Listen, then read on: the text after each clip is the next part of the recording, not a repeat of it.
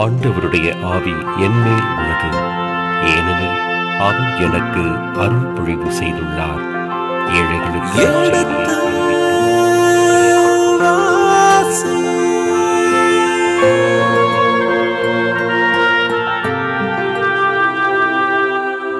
எடுத்து வாசி.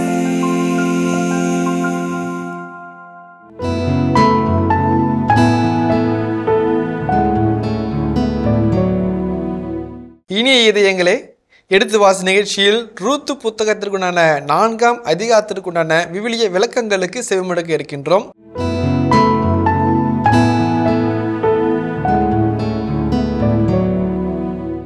இதுவரை இறைவனின் ஆசி என்னவாக இருந்தது? யாருமே இல்லாத, யாரும் முன் வராத, கைவிடப்பட்ட 2 அபலை பெண்களுக்கு இறை ஆசிர் எவ்வாறாக இருந்தது? அவர்களுக்கு உணவு, பாதுகாப்பு எல்லாம் கொடுக்கப்பட்டது. இனி குலத்தின் நீட்சி எவ்வாறாக இருக்கப் போகின்றது? கடவுள் அவர்களை எவ்வாறாக ஆஸ்வதிக்கப் போகின்றார் என்பதையெல்லாம் இந்த 4ஆம் அதிகாரம் பார்க்க இருக்கின்றோம். இதிலும் கூட கடவுளினுடைய அந்த மீட்பர் யாராக இருக்கின்றார் என்பதையெல்லாம் பார்க்க இருக்கின்றோம். இதனோடு சேர்ந்து சில இறையியல் கருத்துக்கள் நாம் கேட்க இருக்கின்றோம். பாருங்கள், நிகழ்ச்சிகள் செல்வோம். உங்கள் சார்பாக தந்தை அவர்களுக்கு வணக்கம் சொல்லி நிகழ்ச்சியை தொடங்குவோம்.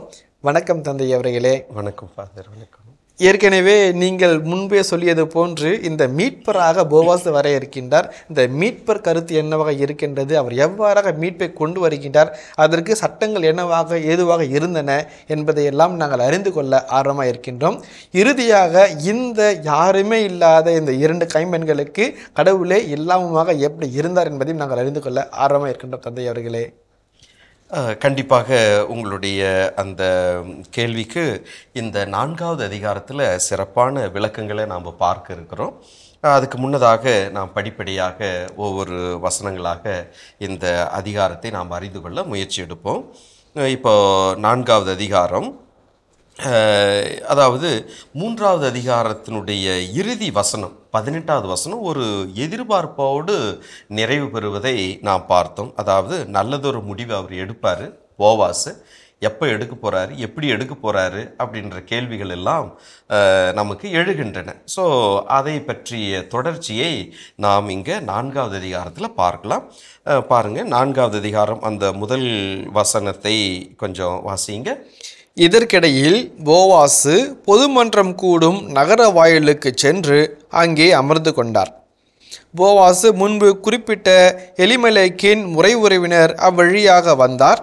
போவாசு அவரை பெயர் சொல்லி அழைத்து, இங்கே வந்து சற்று உட்காரும் என்றார்.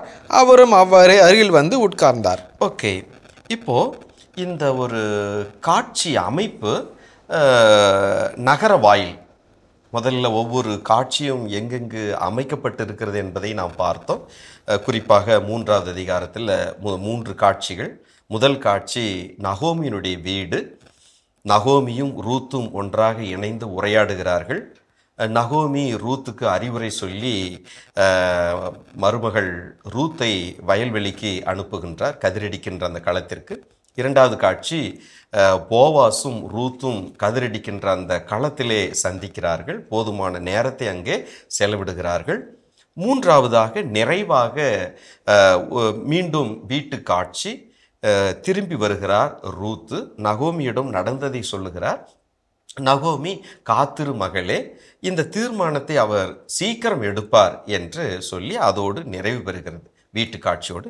இப்பொழுது நகர வாயிலில் நாம் ஒரு காட்சியை நாம் பார்க்குறோம். இது நாம் எளிதாக புரிந்து கொள்வதற்கு எப்படி ஒரு கிராமத்தில் ஊர் மக்கள் எல்லாரும் கூடி வந்து ஒன்றாக ஒரு ஊர் விஷயத்தை அல்லது ஒரு பிரச்சனையை எப்படி பேசுகிறார்கள், சுமூகமாக தீர்த்து கொள்கிறார்கள் என்ற ஒரு காட்சியை நாம் மனதில் நினைத்து கொள்வது இதை புரிந்து கொள்வதற்கு ஏதுவாக இருக்கும். ஒரு ஆலமரத்தடியில் அல்லது பொதுவான ஒரு மண்டபத்தில் எல்லாரும் உட்கார்ந்து பெரியவர்கள் எல்லாம் பேசி விவாதித்து முடிவெடுக்கிற மாதிரி தான் இங்கே நாம் பார்க்குறோம். இங்கே நகர வாயில், போவாசு பொது மன்றம் கூடும் நகர வாயிலுக்கு சென்று அங்கே அமர்ந்து கொண்டார். நகர வாயில் என்பது ஆங்கிலத்திலே சிட்டி கேட் என்று நாம் சொல்லுகிறோம். விவிலியத்தில் ஒரு மிக முக்கியமான ஒரு இடம் அது. ஒவ்வொரு ஊரிலும் நகர வாயில், நுழைவாயில், இறைவாக்கினர் நூல்கள்லாம் நாம் பார்க்குறோம். இறைவாக்கினர் நகர வாயிலுக்கு வருவார், அங்கே ஆண்டவருடைய வார்த்தையை அறிவிப்பார். அந்த நகர வாயில் என்பது ஒரு பொதுவான இடம், மக்கள் வருகின்ற போகின்ற இடம். எனவே மக்களை அங்கே எளிதாக சந்திக்க முடியும். ஏதாவது ஒரு பிரச்சனை அல்லது ஒரு அந்நியர்கள் வந்துவிட்டால் கூட அந்த நகர வாயிலுக்கு அந்த இடத்துல போய் இருப்பார்கள். யாராவது வந்து அவருடைய பார்வையிலே படுவதற்கு அது ஏதுவாக இருக்கும். எனவே யாருமே கூப்பிடவில்லை என்று சொன்னாலும் அங்கே வழிபோக்கராக வருகிற, யாரப்பா நீ, எங்கிருந்து வர, எங்கே போகிற, எங்கே தங்க போகிற என்று மனிதாபிமான கேள்விகளை எழுப்பி தங்களுடைய வீட்டுக்கு அழைத்து கொண்டு போவதற்கு ஏதுவாக இருக்கும். எனவே இப்படிப்பட்ட நிறைய நிகழ்வுகளை இந்த நகர வாயில்தான் விவிலியத்திலே நடப்பதை நாம் பார்க்கின்றோம். எனவே இங்கே நடக்க போகிற ஒரு பொது கூட்ட அமர்வு, அந்த பொது கூட்டத்தில் தான் தீர்மானம் இங்கே எடுக்கப்பட போகிறது. எனவே போவாஸ் என்ன செய்கிறார், தனது வயல்வெளியை விட்டு, ஏனென்றால் அது தன்னுடைய தனியார் உடைமை, எனவே அந்த இடத்துல ஊர் பொதுமக்கள் வர முடியாது. எனவே இவர் என்ன செய்கிறார், நகர வாயிலுக்கு சென்று அங்கே அமர்ந்து கொள்ளுகிறார். அமர்ந்து கொள்வது என்பது ஒரு செயல். ஏனென்றால் நேரத்தை அதிகம் செலவிடப்பட போகின்ற, பேசி நிதானமாக தீர்மானம் எடுக்க போகிற ஒரு செயல். எனவே அவர் அங்கே போய் அமர்ந்து கொள்ளுகிறார். நின்று கொண்டோ அல்லது போகிற போக்கில் பேசிக்கொண்டோ அல்லது விசாரித்து கொண்டோ எடுக்கிற முடிவாக இது இருக்க போகிறதில்லை. எனவே போதுமான நேரத்தை அங்கே செலவிடப்பட போகிறது. ஏறக்குறைய வசனங்கள் 12வது வசனம் வரைக்குமே அந்த நகர வாயில்தான் நடப்பதாக இங்கே கட்டமைக்கப்பட்டிருக்கிறது. எனவே அதை குறித்து நாம் பார்க்குறோம். இப்போ நகர வாயிலுக்கு சென்று போவாஸ் அமர்ந்து கொள்ளுகிறார். உடனடியாக ஆசிரியர் என்ன சொல்லுகிறார் என்றால், போவாசும் முன்பு குறிப்பிட்ட எலிமெலேக்கின் முறை உறவினர், அதாவது போவாசை விட நெருங்கிய உறவினர், அதாவது இந்த எலிமெலேக்குக்கு உதவி செய்ய வேண்டிய உடன் பிறந்தார் என்ற நிலையில் இருக்கக்கூடிய அந்த நபர், நெருங்கிய உறவினர், அவர் அவ்வழியாக வந்தார். எப்படி இந்த கதாபாத்திரங்களை இந்த ஆசிரியர் இங்கே ஒரு மையப்புள்ளிக்கு கொண்டு வருகிறார் என்பது இங்கே நமது கவனத்திற்கு உரியதாக இருக்கின்றது. அவ்வழியாக வந்தார். போவாசு அவரை பெயர் சொல்லி அழைத்து இங்கே வந்து சற்று உட்காரும் என்றார். அவரும் அவ்வாறே அருகில் வந்து உட்கார்ந்தார். இங்கே என்ன ஒரு விசித்திரமான ஒன்று அப்படின்னு சொன்னால், போவாசு அவரை பெயர் சொல்லி அழைக்கிறார். ஆனால் என்ன பேர் தெரியல, இங்கே சொல்லப்படவில்லை. அது இங்கே ஒரு விசித்திரமாக இருக்கிறது. ஏன்னா அதுக்கு முன்னாடி எல்லாருடைய பெயரும் தெளிவாக இந்த ஆசிரியர் இந்த நூலிலே குறிப்பிடுகின்றார். நெருங்கிய உறவினராக இருக்கக்கூடியவர், ஏன் அவர் பெயர் குறிப்பிடப்படவில்லை என்று நமக்கு தெரியவில்லை. ஆனால் இவர் பெயர் சொல்லி அழைத்தார் என்றும் இருக்கிறது. என்ன பெயர் என்று நமக்கு தெரியவில்லை. ஏனென்றால் ஒருவேளை நான் யூகிப்பது என்ன என்றால், இவர் அந்த தனது கடமையையும் பொறுப்பையும் செய்ய மறுக்கின்றார். முதலில் ஆர்வம் காட்டுகிறார், பிறகு கூடுதல் பொறுப்பு வருகின்ற பொழுது அதை மறுக்கின்றார். ஒருவேளை அதனால் இந்த ஒரு கேரக்டர், இந்த கதாபாத்திரத்தில் ஒரு தயங்கு நிலையில் இருக்கக்கூடியவர், செய்யணும் செய்யக்கூடாது அப்படின்ற ஒரு இழுபறி நிலையில் இருக்கக்கூடிய ஒரு கதாபாத்திரமாக நான் பார்க்குறோம். பின்பாடு விவிலிய அறிஞர்கள் என்ன செய்கிறாங்கன்னா, இந்த நெருங்கிய உறவினரை ஓர்ஃபாவோடு இணைத்து சொல்லுகிறார்கள். எனவே தான் இங்கே இந்த அவரது பாதி தூரம் வராரு, பாதி தூரத்திலேருந்து அவர் திரும்பி போகிறார். இதே போல் இங்கே 2 பொறுப்பையும் கடமையும் போவாஸ் சுட்டி காட்டுவார். முதலில் சொன்ன உடனே அவர் ஏற்றுக்கொள்கிறார் தாராள உள்ளத்தோடு. இரண்டாவது சொல்லுகின்ற பொழுது அவர் பின்வாங்குகிறார். எனவே அவருடைய பெயர் இங்கு ஒரு இழுபறி நிலையில் இருப்பதை நாம் பார்க்கின்றோம். இங்கே பாருங்கள், உட்காரும் என்றார். அவரும் வந்து அவர் அருகிலே வந்து உட்கார்ந்தார். நல்ல ஒரு ஜெஸ்டர், ஒரு நேர்மறையான ஒரு செயல்பாட்டை, ஒரு ஒத்துழைப்பு, ஒரு உடனிருப்பு, அந்த ஒரு நிலைப்பாட்டை இந்த நெருங்கிய உறவினரில் நாம் பார்க்கின்றோம். 2வது வசனம் வாசிங்க. பிறகு போவாசு ஊர் பெரியோருள் 10 பேரை வரவழைத்து, இங்கே சற்று உட்காருங்கள் என்றார். இந்த ஊர் பெரியவர்கள் 10 பேர், அதாவது ஒரு பொதுவாக நாம் எல்லாரும் உட்கார்ந்து ஒரு பிரச்சனையை அல்லது ஒரு தீர்மானத்தை எடுக்க வேண்டும் என்று சொன்னால் அதை நன்றாக பேசி விவாதித்து ஊர் பெரியவர்கள் மத்தியில் அதை எடுக்க வேண்டும். அந்த ஊர் பெரியவர்கள் 10 பேர் குறைந்தது இருக்க வேண்டும். அதற்கு அவர்கள் சாட்சிகளாக இருக்கிறார்கள். எனவே நிச்சயமாக அந்த 10 பேர் அங்கே இருக்க வேண்டும். எனவே அவர் என்ன செய்கிறார்? அதையும் முறையாக செய்கின்றார். இந்த முறையாக செய்வது இந்த போவாஸ் என்கிற இந்த ஆளுமையில் தொடக்கத்திலிருந்து நாம் பார்க்கக்கூடிய அல்லது கவனத்தில் வைத்துக்கொள்ளக்கூடிய ஒரு விஷயங்கள்.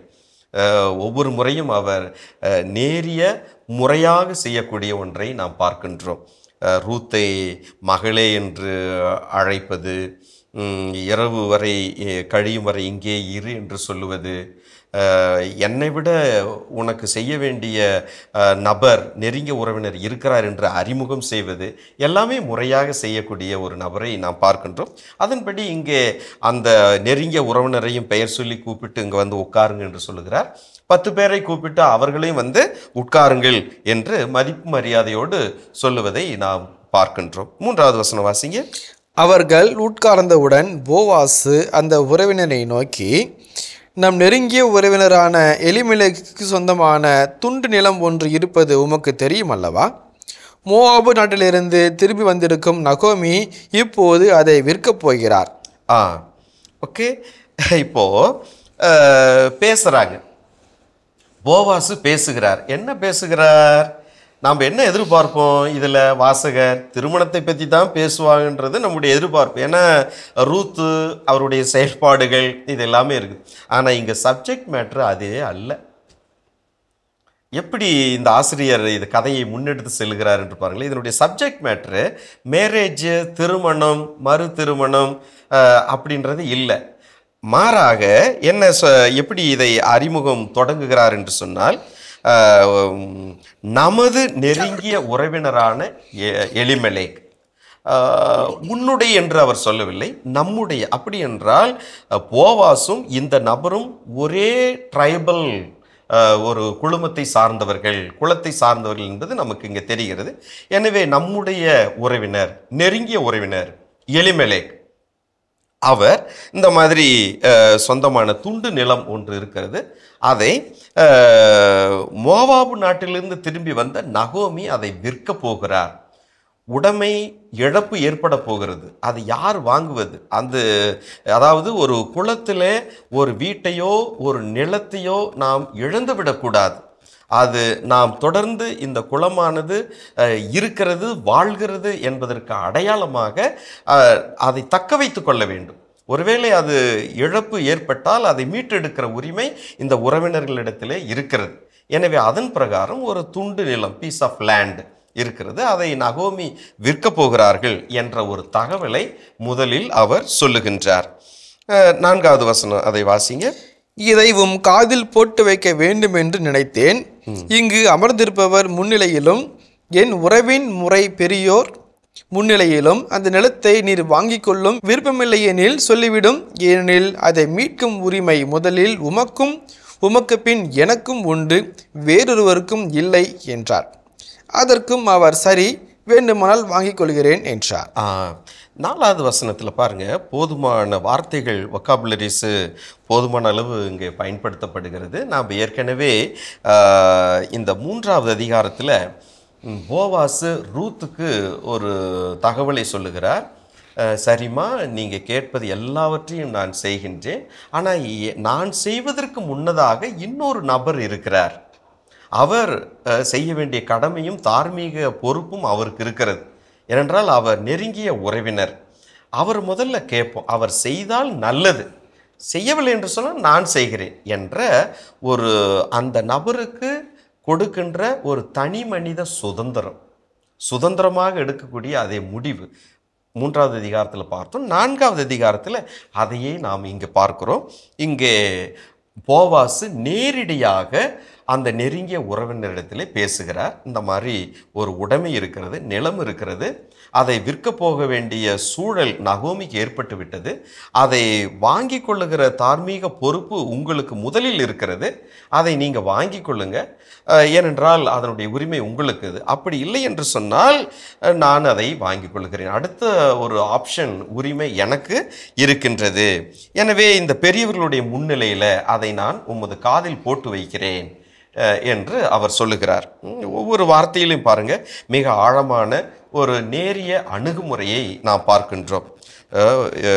இங்கு அமர்ந்திருப்பவர் முன்னிலையிலும், அந்த 10 எல்டர்ஸ், 10 பெரியவர்கள் முன்னிலையிலும், என் உறவின் முறை பெரியோர் முன்னிலையிலும் அந்த நிலத்தை நீர் வாங்கி கொள்ளும். ஏன்னா அவங்க தான் சாட்சிகளாக இருக்க போகிறார்கள்.